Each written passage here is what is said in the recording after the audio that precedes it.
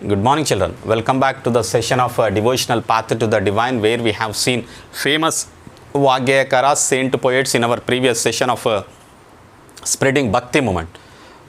We learnt about Tulsidas, the author of Ramacharitamānas, Surdas and Mirabai, and even about Kancharla Gopana in our previous session. Today, we shall learn about Kabir Das. Kabir, who probably lived in the 15th, 16th centuries, was one of the most influential saints of that period.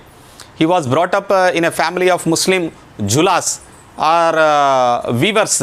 Julas bole to the weavers class.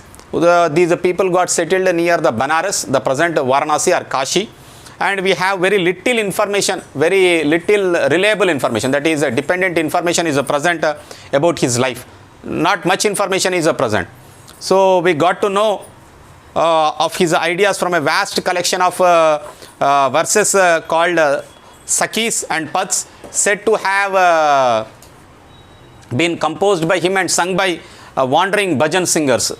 Previously, from door to door they used to go and they used to sing these songs for the begging of alms. So this was done.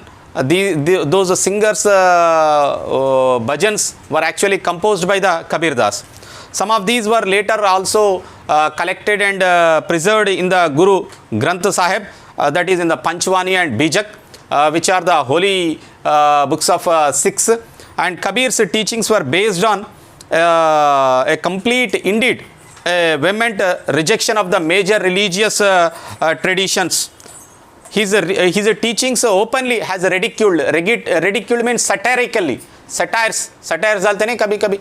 Okay. So it was ridiculed all forms of external worship of the God, both Hinduism, Islam, and the preeminence of the priestly classes. There was a class division in the society of India. So he openly ridiculed that preeminence of priestly classes and the caste system of India. The language of his poetry was a form of spoken Hindi, widely understood by the ordinary people. So such kind of Hindi language he has used, which can be understood by everybody. Kabir believed in a formless sculpture, a supreme God, and he never preached about the idol worship. So he preached that only path to the salvation, that means mukti, was through the bhakti or devotion.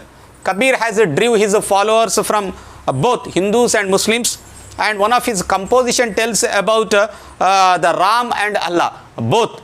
And Kabir Das, the most contemporary to Kabir Das was Guru Nanak, the founder of the Sikhism or the Sikh. We know about Guru Nanak, that is from 1469 to 1539 AD than Kabir.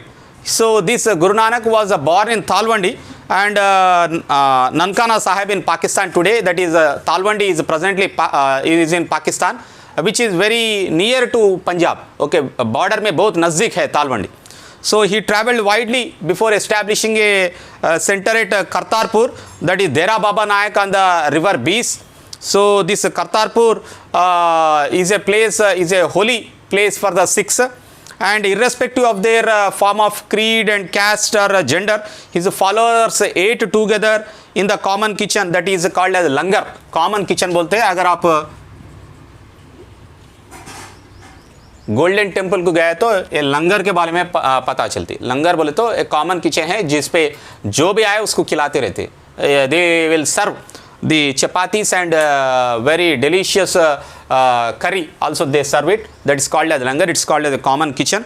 Guru Nanak was known as Dharamsal.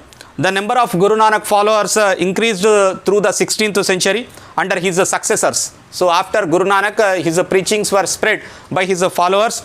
They belonged to a number of castes, but traders, agriculturalists, artists and craftsmen predominated. And this may have something to do with Guru Nanak's insistence that his followers must be householders and should adopt any kind of productive and useful occupation. His followers must be householders and they must be engaged in some productive work. That is one of the condition if you wanted to become a follower of the Guru Nanak. That's the reason why most of the Sikh families you see, they are well settled in the occupations whatever they do.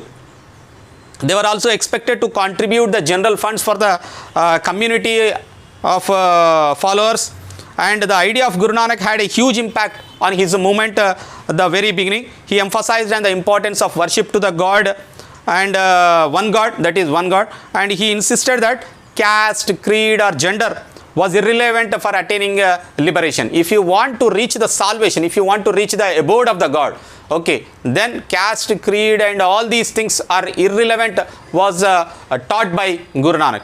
And he also believed in only in one God. In the entire lesson, we have seen that all those who have preached has preached that God is only one. And his idea of liberation was not that of a state of inherent bliss, both rather the pursuit of active life with a strong sense of social commitment was also his teachings. So further about the teachings of Guru Nanak we will see in the next class, children. Thank you.